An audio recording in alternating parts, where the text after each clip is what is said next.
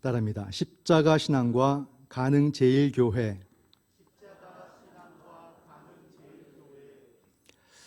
네, 오늘 이 창립 46주년 또 사순절 세 번째 주일을 맞아서 오늘 우리가 묵상해 볼 말씀의 제목은 바로 십자가 신앙입니다. 십자가 신앙. 너무 무겁지 않을까 하는 생각도 했지만 가장 중요하고 또 기념된 날에 우리에게 가장 중요한 신앙을 우리가 함께 나누는 것이 도리어 가장 어울리는 말씀이 아닐까 생각하면서 십자가 신앙을 또 준비를 해봤습니다. 여러분, 가능제일교회는 어떤 바탕 위에 세워졌는가? 그죠? 아까 찬양에도 참 좋은 우리 교회, 주님의 교회, 주님이 세우신 교회, 주님이 세우셨다는 것은요, 가능제일교회가 십자가 신앙의 바탕에서 세워졌다는 겁니다. 다른 게 아니에요. 십자가 신앙입니다. 그리고 그 십자가 신앙을 전하기 위해서 지금까지 우리는 달려온 겁니다. 다른 것은 아닙니다. 가능제일교회는 가능제일교회 성장을 위해서 지금까지 오지 않았습니다. 우리는 부족했고 연약했지만 그럼에도 하나님 나라를 세우기 위해서 우리는 십자가 신앙으로 지금까지 달려왔던 거예요. 근데 이것은 무조건 아름답게 미화만 시키는 것은 아닙니다. 생각해 보세요. 처음에 그 초라했던 한 집에서 시작됐던 교회, 그리고 그때부터 지금까지 한순간도 멈추지 않고 일꾼들을 부르셨고 일꾼들이 응답하면서 그 모든 시간 속에 참여해 주셨어요. 근데 한 사람 한 사람을 보면 그 사람들은 다 연약했어요. 부족했어요. 그죠? 그럼 우리는 생각할 때 교회는 돈 많은 사람들이 있어야 되고 흔히 뒤에 뭐 사자 붙는 사람들이 많아야 되고 이런 말들을 많이 하는데 다 소용없는 일입니다. 그런 사람이 필요 없다가 아니라 그런 조건으로 교회는 세워지지 않는다는 겁니다. 알면서도 자꾸 그런 말들을 해요. 그렇지 않습니다. 중요한 것은 연약한 자들이 응답을 했느냐는 거예요. 그리고 그 힘든 시간에 거기에 있었느냐, 거기에 참여했느냐, 이게 중요합니다. 근데 그분들은 그 연약함과 부족함 속에서 날마다 회개하고 용서를 구하며 그 일들을 감당해 가는 거죠. 그럴 때 하나님은 그들에게 그 복음의 정신을 보시고 그들을 너무나도 멋있게 사용을 하셨다는 겁니다. 하나님이 사용하시면 되는 거죠. 이게 가장 중요합니다. 우리는 교회들을 그렇게 평가할 때가 있습니다. 그냥 우리 교회는 항상 불만이 많고 다른 교회는 항상 아름답고 다 잘 되는 것 같고 은혜롭고 참 보기 좋다, 이렇게 평가할 때가 있습니다. 그건 참 부족한 모습이에요. 그런 생각은 잘못된 생각입니다. 여러분, 우리는 이제 한 가족이에요. 가족. 한 공동체. 사실 서로의 민낯을 보는 사람들. 그 사람의 단점이 뭔지, 그 사람의 약점이 뭔지, 그 사람의 과거의 잘못이 뭔지 다 아는 사람들이에요. 그러다 보니까 장점보다는 약점이 더 많이 보일 수 있습니다. 그죠? 그러니까 그것을 갖고 그 사람을 공격하고 그 사람을 평가하고 점수 매기고 또 다른 데 가서는 우리 교회 어쩌고 저쩌고 이런 말 할 수 있죠. 그러나 그것이 얼마나 잘못된 생각인가. 여러분, 어느 교회든지 그 교회 가면요, 다 이 같은 모습으로 살아가요. 그 안에서는 다 불만이 있고 불평이 있고 다 그렇습니다. 밖에서 볼 때만 이렇게 꾸며져서 아름답게 보이는 부분이 있는 거지 안에서는 그냥 현실이에요. 현실. 현실을 막 그냥 서로 부딪히며 살아가는 겁니다. 모든 것이 다 동일해요. 저도 목회를 이제 30년째입니다. 30년째 하고 있어요. 다녔던 교회들마다요, 다 이름들이 사람들이 알려져 있고 뭐 좋다고 하지만 가보면 다 그런 민낯을 서로 보면서 또 그런 약점들을 안고 살아가는 교회들이거든요. 그게 나쁘냐? 아닌 거예요. 우린 다 연약한 채로 부름받았기 때문에. 그러나 하나님 앞에 자기의 잘못을 고백하고 또다시 복음의 정신을 붙들려고 애쓰고 그런 과정이 하나님 보실 때 기특했고 하나님이 그들을 사용하시니까 놀라운 일들이 일어나는 거죠. 우리가 함부로 우리 믿음의 선배들의 그 발자취를 점수를 매길 수 없는 이유는 하나님이 그 시간 속에 함께 있기 때문에 그래요. 교회가 힘들 때도 있었고 아플 때도 있었고 눈물을 흘릴 때도 있었지만 우리가 함부로 말할 수 없는 것은 그 속에서 가장 눈물을 많이 흘렸고 가장 매도 많이 맞았고 가장 주 앞에 회개 많이 했던 분들도 우리 선배들입니다. 또한 그 시간 속에 하나님이 한순간도 함께하지 않는 시간이 없기 때문에 우리의 모든 시간들은 하나님의 시간으로서 우리가 함부로 점수 매기거나 평가할 수 없다는 겁니다. 우리가 부족했지만 주님 앞에 응답함으로써 쓰임 받았다는 것, 그 자체가 중요해요. 우리는 말하기 쉽죠. 하지만 정말로 그렇게 힘들고 어려울 때, 그런 정말로 날것 속에서 척박한 가운데서 교회를 세울 때 당신은 그 시간 속에 있었던가? 그죠? 당신은 그 속에서 당신의 몸을 움직이며 함께 땀을 흘리고 함께 매를 맞았던가? 그것이 아니라면 우리는 함부로 말할 수가 없는 겁니다. 그런 시간들을 걸어오면서 결국 오늘 우리는 이 아름다운 공동체를 이루고 여기서 삶을 누리고 있잖아요. 여기서 예배드리고 여기서 기도하고 여기서 웃으면서 교제도 하고, 이게 거저온 것이 아닙니다. 이름 모를 수많은 사람들의 그 눈물과 기도와 참여와 수고 속에서 이 모습이 만들어진 거예요. 또 하나님이 그걸 받아주셨고 긍휼히 여기셨고, 그리고 그 십자가 신앙으로 우리를 지금까지 인도해 주신 것입니다. 그래서 가능제일교회는 이 십자가 신앙과 가능제일교회 사이에 그 어떤 것도 개입할 수 없고 간섭할 수가 없습니다. 오직 십자가 신앙 위에 우리는 세워졌고 앞으로도 그 십자가 신앙을 전하는 것이 가능제일교회의 마지막 사명이다. 한순간도 교회의 성장을 위해서 달려오지 않았습니다. 하나님 나라가 이 공동체를 통해서 이 지역 속에 세워지도록 그렇게 힘쓰고 지금까지 온 것이죠. 그렇기 때문에 우리 오늘을 살아가는 또 일꾼들, 우리 후배들도 이걸 잘 이어받는 겁니다. 여러분, 어떤 학문도 갑자기 자기가 새로운 이론을 내는 게 아무것도 없어요.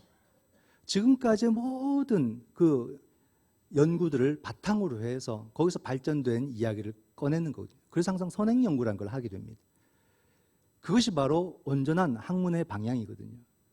우리도 마찬가지입니다. 교회는 믿음의 선배들이 밟아온 그 발자취를 잘 배워야 돼요. 그게 뭔지 평가하려 들지 말고 잘 배우는 겁니다. 그게 어떤 의미가 됐고 그 발걸음들이 어떤 열매가 되었는지, 하나님이 어떻게 역사하셨는지 그걸 잘 보고 배워서 오늘을 또 우리가 이 재단을 또는 이 성전을 감당해 가야 돼요. 그리고 다음 세대에게 또 우리의 발자취를 물려주는 이런 과정. 이것은 여러분들이 시간을 내지 않으면, 이것은 여러분들이 몸을 움직이지 않으면, 귀찮아도, 여러분들이 화가 나고 또는 불만이 있어도 참여하지 않으면 될 수 없는 일들입니다. 구체적인 실천과 참여 없으면 이 공동체는 세워질 수가 없습니다. 말없이 섬기는 그 몇몇 사람이 교회를 세워나가는 것이 아니라 우리 모두가 함께 참여함으로 공동체를 바르게 세워나가야 된다는 것을 다시 한 번 더 기억하시고, 여러분 남의 일로 생각하지 마시고 한 번 더 일어나서 예배 참여하시고 한 번 더 교회를 가꾸고 한 번 더 이 공동체를 위해서 기도하고, 이런 수고와 땀 흘림이 없이는 이 공동체를 바르게 세워갈 수가 없다는 겁니다. 하나님은 갑자기 기적으로 우리를 이렇게 이끌어오지 않으십니다. 그 한 사람 한 사람 존재감이 없어 보였던 그 사람도 불러서 그냥 그 자리에 있게 하심으로 의미 있게 만들고, 그죠? 능력과 재능은 없어도 그냥 함께 하니까 뭔가 되게 만들어주시는 그런 놀라운 역사를 베풀어 주셨다는 거예요. 그러니까 나 없어도 잘 돌아가지, 뭐 힘든 일들을 누가 하겠지, 이런 것이 아니라 우리가 모든 일들 속에서 정말로 몸된 교회를 참여함으로 우리가 함께 섬길 수 있어야 되겠다. 그래서 여러분, 가능제일교회가 앞으로도 정말로 많은 일꾼들이 그 부름에 응답함으로써 주 안에서 바르게 세워져 나가는 그런 교회를 함께 이루어 갈 수 있기를 주님의 이름으로 축원드립니다. 근데 여러분, 오늘날 한국교회 위기라는 이런 안타까운 말들을 우리가 많이 듣습니다. 그럼 교회의 위기는 어디서 오는 것일까? 어디서 올까요, 여러분? 언론이 하도 교회를 많이 핍박해서 그럴까요? 정부가 교회를 막 이렇게 핍박해서 압박해서 그럴까요? 물론 그런 면을 이렇게 우리가 짚을 수도 있겠지만, 여러분, 교회는 그런 것으로 어려움 당하지 않습니다. 도리어 그러면 교회는 더 강해집니다. 교회가 왜 위기를 맞고 교회가 왜 기울어지냐면요, 교회가 십자가 신앙이 약해지면 교회는 기울어집니다. 우리의 생명은 거기 있거든요. 십자가 신앙을 우리가 잊어버리고 살면 교회는 그때부터 힘과 빛을 다 잃어가요. 이게 우리가 무너지는 길입니다. 그러면 한국교회 위기라면 이렇게 볼 수 있을까요? 가능제일교회 위기라고 볼 수 있겠습니까? 그렇죠, 맞습니다. 가능제일교회는 한국교회 밖에 있지 않습니다. 한국교회 안에 가능제일교회가 존재합니다. 그러면 가능제일교회 위기는 뭘까요? 똑같습니다. 이전에 우리 믿음의 선배들이 가졌던 그 십자가 신앙의 고백이 오늘 우리 젊은 일꾼들에게는 많이 줄었기 때문에 그래요. 십자가 신앙의 고백이 많이 약해졌기 때문에 그래요. 그러면 교회는 힘을 잃습니다. 어떤 재력가가 오고 어떤 똑똑한 지식인이 와서 교회는 힘을 얻는 게 아니에요. 우리 모두가 십자가 신앙을 바르게 고백할 때 교회가 힘을 얻는 것입니다. 이걸 알아야 돼요. 모른 채 해서는 안 됩니다.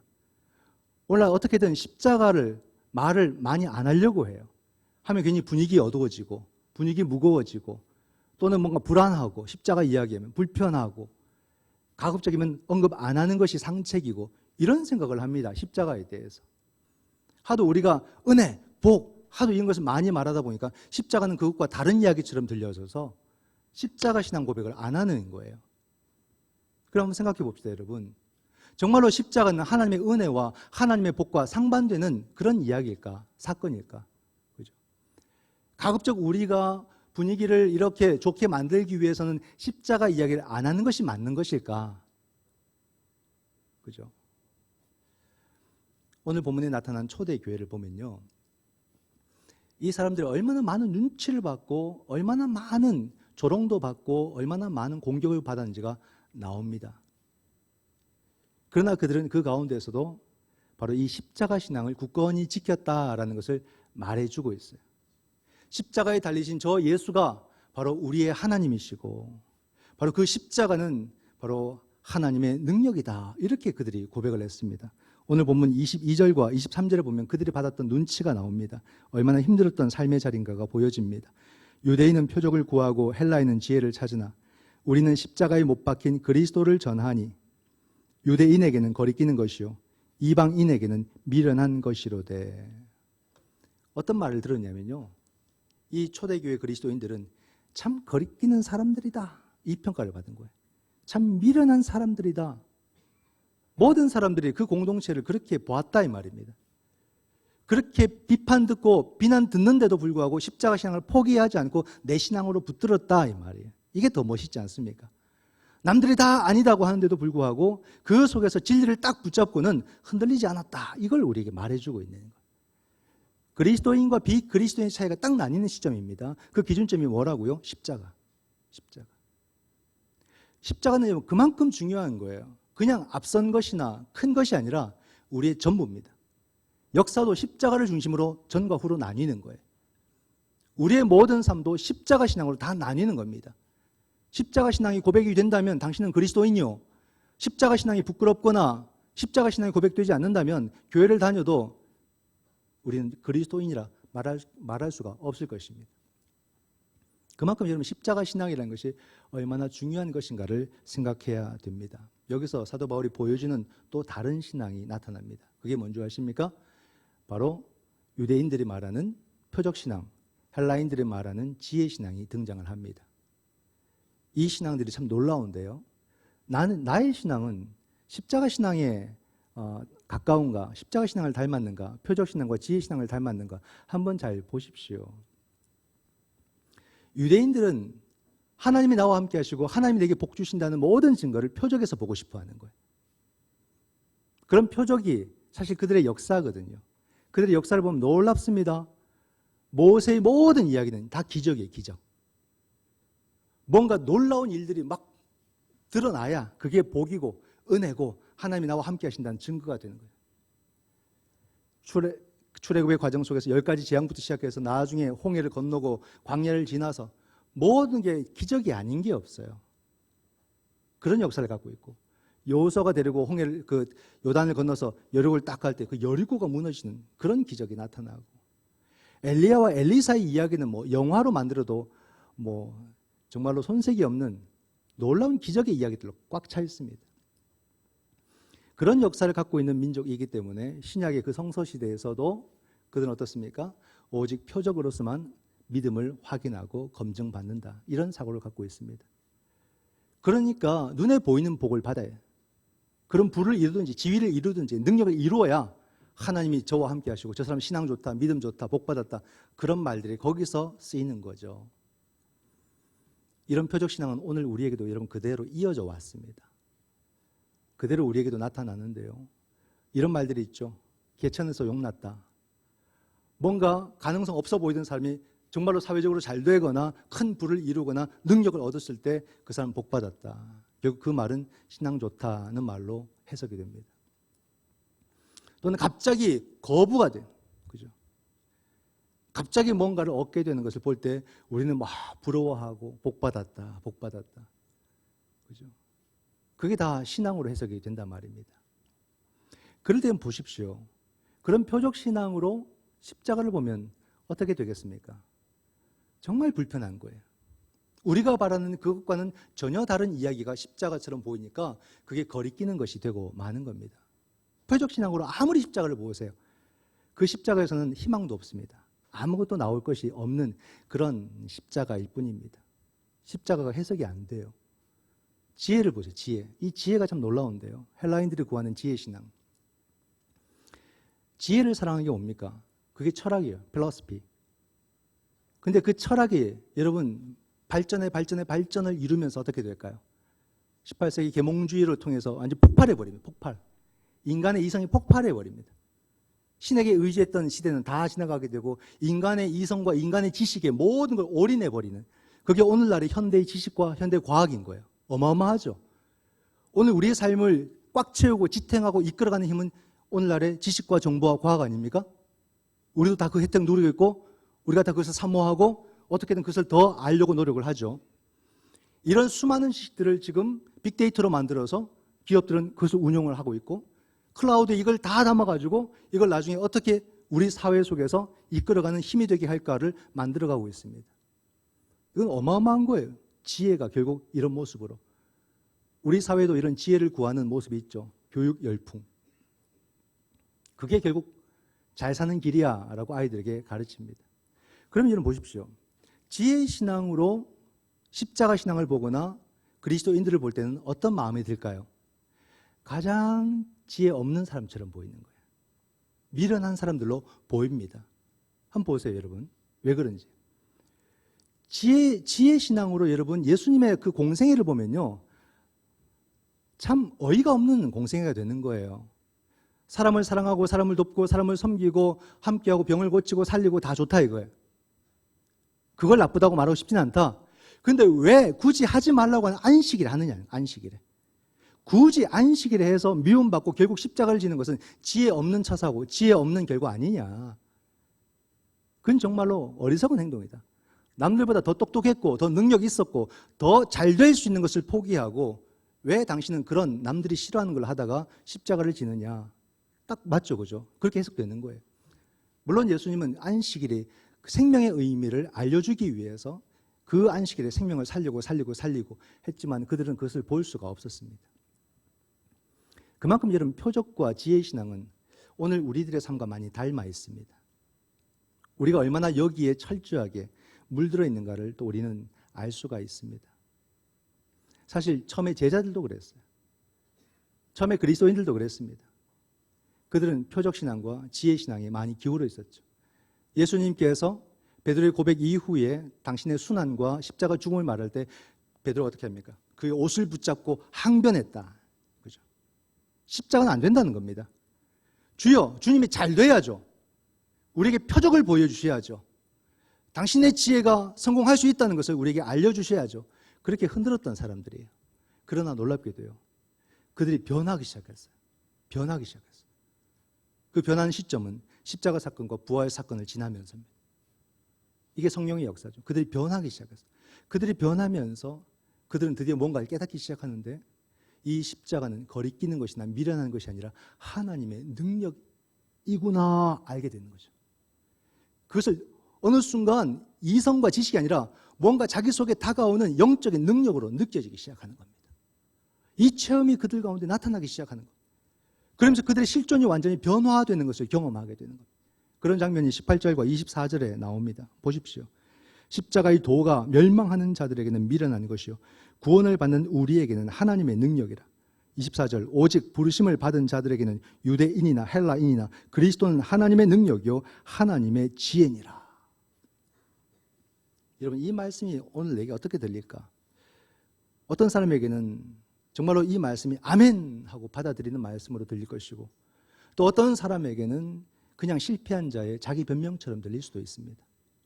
왜냐하면 바울은 결국 믿음 그렇게 외쳤지만 그 마지막은 말년은 감옥 신세고 다 잃어버린 그런 실패한 삶처럼 보이니까 그저 자기 삶을 이렇게 그냥 신앙으로 미화시키고 그냥 신앙으로 자기를 합리화시키는 그런 사람이구나 이렇게 볼 수 있단 말이죠. 그냥 신앙만 이야기하면 그 사람이 현실성 없는 사람처럼 볼 때가 많거든요. 18절에 여러분 여기서 십자가의 도라는 게 뭐겠습니까? 십자가의 언어들, 십자가의 메시지를 말하는 겁니다. 24절에 그리스도는 누구이십니까? 23절에서 말하는 십자가에 못 박히신 그리스도. 즉 이 모든 말씀은 바로 십자가에 달리신 예수 그리스도를 말하는 거예요. 그럼 오늘 나는 십자가에 달리신 예수 그리스도를 하나님으로 또는 그분이 달리신 십자가를 하나님의 능력으로 나는 경험하고 있는가? 남들이 말하는 거 말고 성경의 문자로 기록된 거 말고 이것이 정말로 내게 경험되어지고 내게 믿어지는가? 이걸 경험한 사람은 하나의 의심도 없이 그냥 이 말씀을 받아들일 것이고 이걸 경험해 보지 못하면 그 사람의 변명으로 들리는 거예요. 그냥 성공의 의지가 없는 현실감이 떨어지는 사람의 신앙으로 자기 삶을 변명하는 것처럼밖에 안 들린다는 말입니다. 이 신앙의 경험이 그토록 중요한 거예요. 그 설명으로 되는 게 아니니까. 그럼 여러분 한번 볼까요? 정말로 뭐가 진짜인지. 그러기 위해서는 이 표적과 지혜라는 것을 한 번 더 면밀히 볼 필요가 있습니다. 이것은 정말로 그러면 능력인가? 이게 정말로 복인가? 이걸 먼저 한번 우리가 살펴보면 되지 않겠습니까? 표적신앙은요, 그 바탕이 성공주의입니다. 성공주의. 정말로 눈에 보이는 무언가를 얻을 때 복이다라고 하는 것은 성공주의를 지향하는 신앙입니다. 이런 사람은 자기가 남들보다 잘 되고 남보다 더 가지는 것이 인생 성공이라 믿고 자기 전 삶을 거기에 다 걸어버려요. 돈 버는 데 다 걸어버립니다. 자기 인생의 시간 거기다 다 소비하고요. 자기 생명을 거기에 다 불태워버립니다. 그리고 끝. 거기는 의미가 더 이상은 없어요. 그게 끝이에요. 뭔가 그럴싸한 것 같을 때 그냥 끝이에요. 여러분 이 삶이 뭔가 풍성해 보입니까? 막 부럽고 행복해 보입니까? 메말라 보입니까? 오늘날 한국교회를 보세요. 표적신앙을 한때 추구하면서 지금까지 와버렸어요. 초기에 가졌던 그 십자가 신앙을 버리고 표적신앙으로 지금까지 와버렸어요. 그 결과는 어떨까요? 답은 간단합니다. 지금의 한국교회. 누가 지금 한국교회를 보고 막 설레이고 막 감동받고 막 함께하고자 하는 마음이 어디서 듭니까? 안 들어요, 여러분. 제가 아는 하나님의 큰 교회도 곧 매물로 나옵니다. 그냥 표적신앙 속에서 큰 것이 복받음의 증거인 줄 알고 대출을 받고 대출을 받아서 교회를 화려하게 지었어요. 코로나 한 대 맞고 나니까 모든 게 다 무너집니다. 곧 매물로 나와요. 이게 우리들의 실상. 표적신앙이 우리에게 안겨주는 허무함. 그죠? 지혜신앙은 어떨까요? 이건 정말 좋을까? 이 지식과 이 정보와 과학이라는 것은 놀라운 것인데요. 여러분 근데 보십시오. 이 지식과 지혜라는 것은 나쁜 게 아니에요. 오늘날 과학도 나쁘지 않습니다. 그럼 문제는 뭐냐면 이러한 지식과 지혜가 결국에는 귀결되는 그 종착역이 어디냐?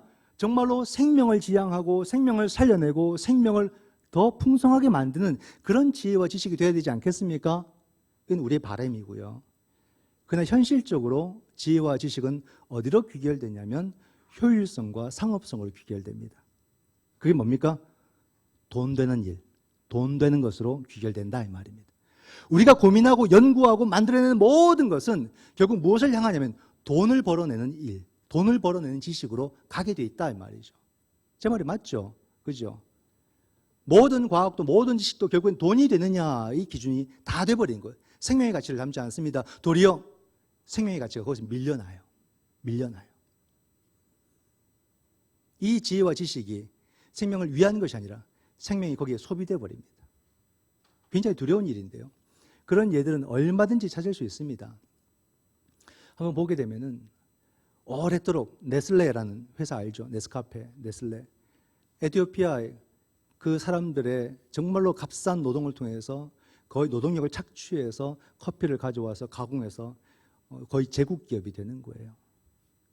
그들은 끊임없이 거의 거저 재료들을 가져오고 그들은 놀라운 한 나라를 지배해버릴 정도의 부를 이루는 그런 기업이 되고요. 우리가 잘 아는 애플, 미국의 애플사. 애플의 그 성공과 그 성공 신화와 영광은 그 이면에 뭐가 있을까요? 아이폰을 만들어내는 대만의 폭스콘 노동자들의 절규가 거기에 담겨 있다라고 평가하고 있습니다. 그렇죠? 그 모든 것이 도리어 함께하는 사람들을 살려내는 것이 아니라 그들의 노동력을 착취함으로써 자신들의 부를 이루어 나아가는 그런 지혜와 지식이 된단 말입니다. 그러니까 오늘날 우리가 머리 싸매고 공부하는 그 모든 지식들이 과연 생명을 살려낼 수 있을까? 생명을 지켜낼 수 있을까? 우린 장담을 못해요. 도리어 부정적인 답을 갖게 될 것입니다. 그러므로 여러분 보십시오. 표적과 지혜가 과연 능력이라고 말할 수 있을까? 무슨 능력이면 누구를 위한 능력일까? 우리는 냉정하게 봐야 됩니다. 그러면 십자가 신앙을 다시 한번 보시죠. 십자가 신앙은 그 화려함의 극치인 표적 신앙과 지혜 신앙과는 완전히 반대되는 개념이에요.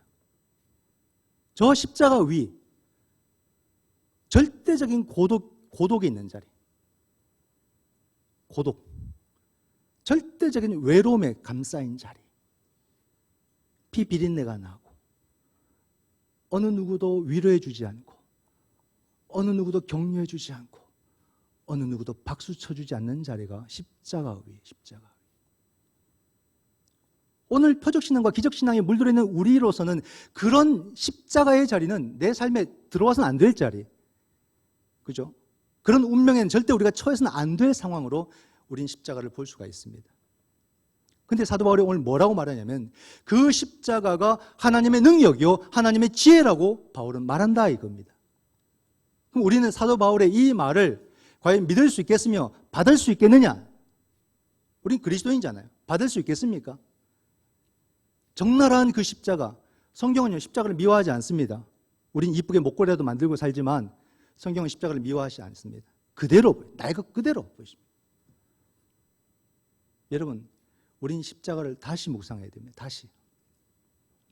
어떻게 십자가를 볼 수 있을까? 세상 가치로는 십자가가 안 보입니다. 가장 미련한 자리요. 가장 비참한 자리죠. 아버지께조차 버림받은 자리죠. 즉 표적과 기적으로는 절대 우린 십자가를 해석해낼 수가 없습니다. 보이질 않아요. 가장 패배한 자의 자리로만 보입니다. 근데 제가 새벽에도 말씀을 드린 것처럼 여러분 오직 하나님 나라 가치로만 보이는 게 십자가입니다. 하나님 나라의 시선으로서만 우린 십자가를 볼 수 있어요. 그 가치 속에서 십자가를 볼 때 진짜가 보이는 겁니다. 진짜가. 그 십자가가 얼마나 어마어마하고 얼마나 위대한 사건인지가 그제서야 보이는 거예요. 그 십자가 사건이 온 세상을 구원하는 구원의 사건이 되지 않습니까? 그때부터 앞으로가 아닙니다. 이 십자가가 얼마나 놀라운지 바로 그 과거까지, 그 과거의 놀라운 역사까지도 전부 다 소급해서 구원을 시켜버리는 능력이에요. 이 십자가 앞에서 용서받지 못할 일이 없고 이 십자가가 얼마나 놀라운 구원이 되고 생명이 되는가는 바로 그 하나님 나라 가치 속에만 발견될 수 있다는 겁니다. 이걸 볼 수 있을 때 십자가 신앙으로 사는 것이 그제서야 행복하고 그제서야 그것이 내게 복이 된다는 것을 알아요. 이걸 볼 수 있을 때 드디어 마태복음 5장에 나타난 팔복이 이해되기 시작합니다. 여러분 사실 우리가 팔복 좋아하지만 팔복이 그게 말이 되는 복입니까? 왜 가난한 게 복이고 왜 애통하는 게 복이고 왜 우는 게 복이고 왜 고난받는 게 복이라고 말합니까? 표적과 기적으로는 도무지 설명이 안 되는 복이에요. 근데 십자가 신앙 가운데서 이걸 바라보게 될 때 그 순간이 바로 하나님의 능력을 공급받는 사건이 되기 때문에 복되다라는 말이 된다는 말입니다. 이게 무슨 말일까요, 여러분? 왜 그게 복이 될까요? 내 삶에 한번 비교해 보세요. 정말 내가 기쁘고 감사하고 만족한 순간은 얼마가 되며 내 삶에 고민되고 아프고 속상하고 정말로 괴롭고 눈물을 흘리고 가슴 쥐어짜는 시간이 얼마나 되는지 한번 비교해 보세요. 지금까지 살아온 시간만 한번 비교해 보세요. 5대5 됩니까?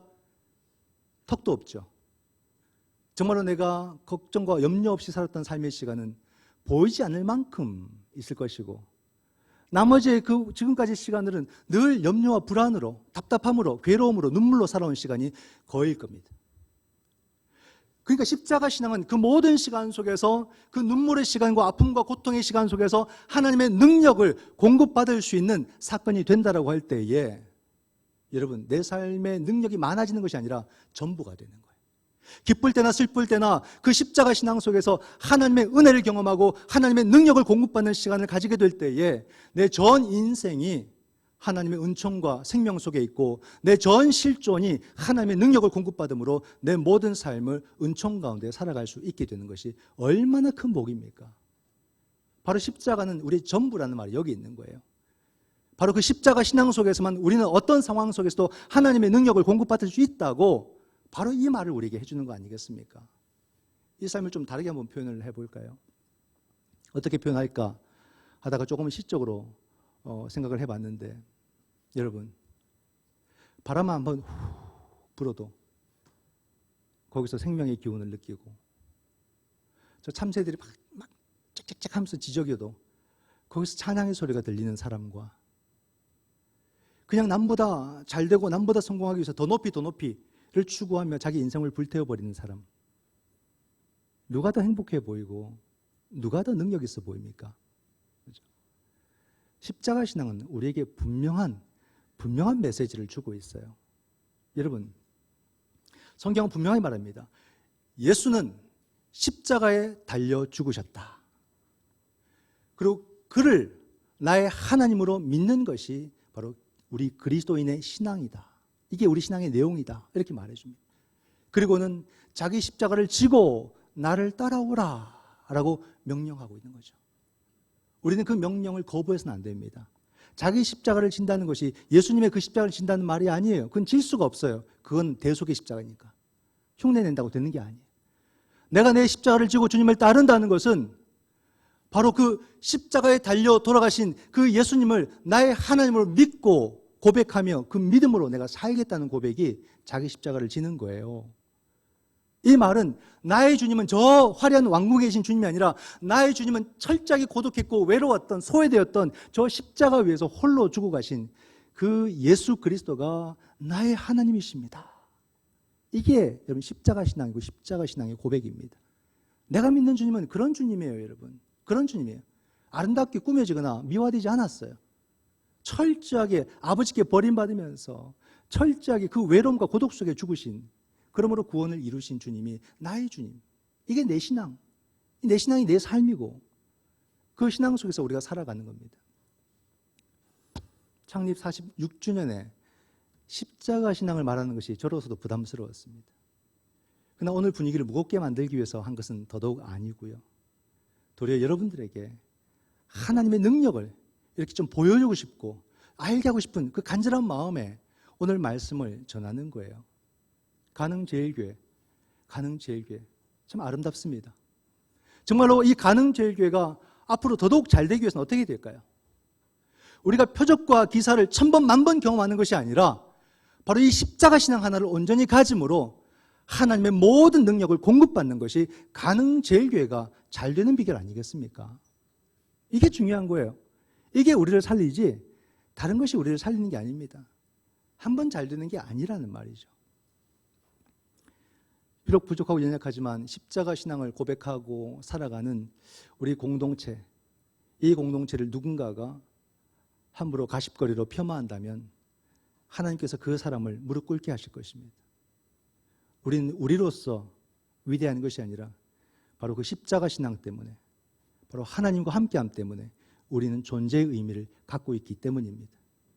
그러므로 이곳에 몸담고 있는 우리 귀한 성도들도 저는 바랍니다. 여러분, 오직 십자가 신앙으로 성공하시기 바랍니다. 십자가 신앙으로 능력 받으시고 십자가 신앙으로 행복한 삶을 살아갈 수 있기를 주님의 이름으로 축원드립니다. 기도하겠습니다.